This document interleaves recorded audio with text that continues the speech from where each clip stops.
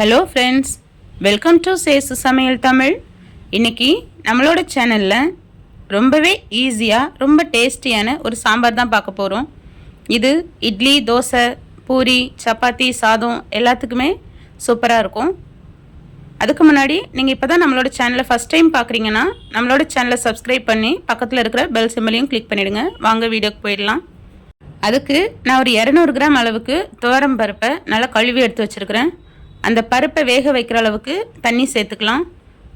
அது கூட ஒரு அரை டீஸ்பூன் அளவுக்கு மஞ்சள் தூளும் அரை டீஸ்பூன் அளவு பெருங்காயத்தூளும் சேர்த்துக்கலாம். இதிலேயே ஒரு 10-12 பல்லு பூண்டு தோல் உரித்து சேர்த்துருக்குறேன். இதிலேயே ஒரு 15லிருந்து 20 போல் சின்ன வெங்காயத்தை உரித்து சேர்த்துக்கலாம். ஒரு 5 பச்சை மிளகாவையும் கட் பண்ணி சேர்த்துக்கலாம்.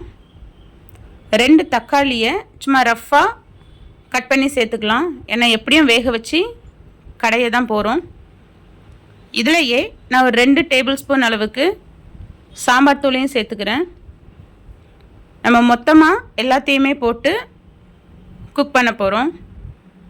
இப்போ பாருங்கள், தண்ணி கொதிச்சிடுச்சு. இந்த டைமில் நம்ம குக்கரில் மூடி போட்டு விசில் போட்டோன்னா விசில் வரும்போது நம்மளுக்கு தண்ணி வராது. இதை நீங்களும் ஃபாலோ பண்ணிக்கோங்க. ஒரு பாத்திரத்தில் கொஞ்சமாக, ரொம்பவே கம்மியான அளவு தான், நம்ம இதில் வேறு காய்கறி போடலங்கிறதுனால அதிகமாக புளி சேர்க்கக்கூடாது. ரொம்ப கம்மியான அளவில் புளியை ஊற வச்சுருக்கேன். இப்போ நம்ம பருப்பு வேகிறதுக்கு 4 விசில் கரெக்டாக இருக்கும். இந்த டைம்லையே நான் இந்த சாம்பாருக்கு தேவையான தேங்காவையும் அரைச்சிடுறேன். ஒரு 3 பீஸ் தேங்காய் எடுத்துருக்கிறேன். இது ரொம்பவே சின்ன சைஸ் தேங்காய் தான். பருப்பு நல்லா குழஞ்சி வெந்துடுச்சு. இப்போ அதை ஒரு கரண்டியை வச்சு நல்லா கடைஞ்சி விட்டுட்டு அதில் நம்ம அரைச்சி எடுத்துகிட்டு வந்த தேங்காய் பேஸ்ட்டையும் சேர்த்துக்கலாம். சேர்த்து நல்லா மிக்ஸ் பண்ணி விட்டுட்டு நம்ம ஆல்ரெடி ஊற வச்சுருந்தோம்ல புளி, அதை கரைச்சி இதில் சேர்த்துக்கலாம். புளி ரொம்ப கொஞ்சம் தான், தண்ணி கொஞ்சம் அதிகமாக வச்சு ஊற வச்சுருந்தேன். இந்த சாம்பாருக்கு தேவையான தண்ணியையும் இந்த டைமில் சேர்த்துக்கலாம்.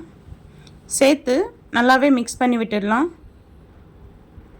இந்த டைமில் இந்த சாம்பாருக்கு தேவையான உப்பையும் நம்ம சேர்த்துடலாம். உப்பை சேர்த்து ஒரு 5 நிமிஷம் நம்ம நல்லா கொதிக்க விடலாம். ஆல்ரெடி நம்ம எல்லாமே சேர்த்து போட்டு நம்ம ப்ரெஷர் குக் பண்ணதுனால இப்போ அதிகமான நேரம் கொதிக்கணுன்ற தேவை கிடையாது. இது நல்லா கொதித்து இப்போ கொதிக்க ஸ்டார்ட் ஆனதுக்கப்புறம் அதுக்கப்புறம் ஒரு 5 நிமிஷம் நல்லா கொதிச்சிடுச்சுன்னா நம்ம ஸ்டவ் ஆஃப் பண்ணிடலாம். அதோட சாம்பார் ரெடி ஆயிரும். அதுக்கப்புறம் நம்ம ஒரு தாளிப்பு தான் ரெடி பண்ணணும்.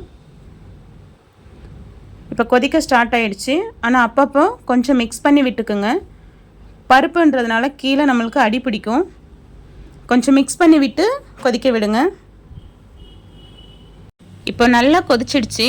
இப்போ நம்ம ஸ்டவ்வை ஆஃப் பண்ணிடலாம். ஸ்டவ்வை ஆஃப் பண்ணிட்டு இந்த சாம்பாருக்கு தேவையான தாளிப்பு ரெடி பண்ணிடலாம். அதுக்கு நான் ஒரு சட்டி அடுப்பில் வச்சுருக்கிறேன். அது சூடானதும் கொஞ்சமாக தேங்காய் எண்ணெய் சேர்த்துக்கிறேன். தேங்காய் எண்ணெயில் தாளிக்கும் போது இந்த சாம்பாரோட மணமும் சுவையும் இன்னும் அதிகமாகும். இப்போ எண்ணெய் சூடானதும் இதில் ஒரு அரை ஸ்பூன் அளவுக்கு கடுகு போட்டுக்கிறேன். கடுகு பொரிஞ்சதும் ஒரு 1/4 ஸ்பூன் அளவுக்கு சீரகம் போட்டுக்கலாம். சீரகம் போட்டு தாளித்தா சாம்பார் நல்லாவே வாசனையாக இருக்கும். இதில் கொஞ்சமாக, ரொம்பவே கம்மியான அளவு வெந்தயம் சேர்த்துருக்கேன். இதிலையே ஒரு 5-6 சின்ன வெங்காயத்தை பொடியாக நறுக்கி அதையும் சேர்த்துருக்கேன். 3 காஞ்ச மிளகா இதை கிள்ளி சேர்த்துட்டு கொஞ்சம் கருவேப்பிலை போட்டு இது நல்லாவே ப்ரௌன் ஆகிற அளவுக்கு இதிலே விட்டுடலாம். ஏன்னா நல்லா ப்ரௌன் ஆனதுக்கப்புறம் சாம்பாரில் சேர்க்கும்போது அந்த வெங்காயத்தோட வாசனை ரொம்ப நல்லாயிருக்கும். இந்த அளவுக்கு ப்ரௌன் ஆகணும். ஆனதுக்கப்புறம் அந்த குழம்புல சேர்க்கும்போது தான் அதோட மனம் ரொம்பவே நல்லாயிருக்கும். இப்போ இங்கே இருக்கிற சாம்பாரில் நம்ம தாளித்த தாளிப்பை சேர்த்துடலாம். சேர்த்து ஒரு மிக்ஸ் பண்ணி விட்டுட்டு கொஞ்சமாக கொத்தமல்லி இலைகளை தூவி மிக்ஸ் பண்ணி சர்வ் பண்ணிடலாம். நம்மளோட சாம்பார் ரொம்பவே சூப்பராக தயாராகிடுச்சு. நீங்களும் இதை வீட்டில் ட்ரை பண்ணி பார்த்துட்டு உங்களோட ஃபீட்பேக்கை எனக்கு கமெண்டில் சொல்லுங்கள். உங்களுக்கு இந்த ரெசிபி பிடிச்சிருந்ததுன்னா நம்மளோட சேனலை சப்ஸ்கிரைப் பண்ணி பக்கத்தில் இருக்கிற பெல் சிம்பலையும் கிளிக் பண்ணிவிடுங்க. Thanks for watching.